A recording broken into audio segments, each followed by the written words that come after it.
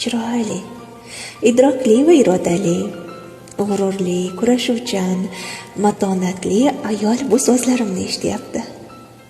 U mening yaqinim, u xushchaqchaq, ochiq ko'ngil, haqiqatgo'y, sofdil, mehribon. Men u bilan faxrlanaman. Ey qodir Allohim, unga chiroyli yashashi va hayoti chiroyli o'tishi uchun o'zing madad ber.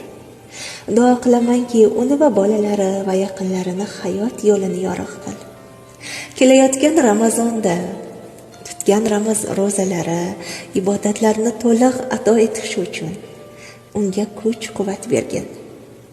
Meni eshitayotgan go'zal va sohib jamol ayol, dunyodagi eng yaxshisiga, eng go'zaliga arziydigan, mehribonsiz.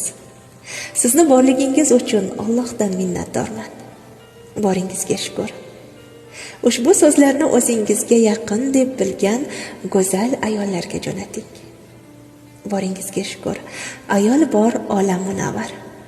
Ramazonda farzandlaringiz, oilangizga tayyorlagan har bir taomingiz uchun Alloh behisob ajrlar bersin.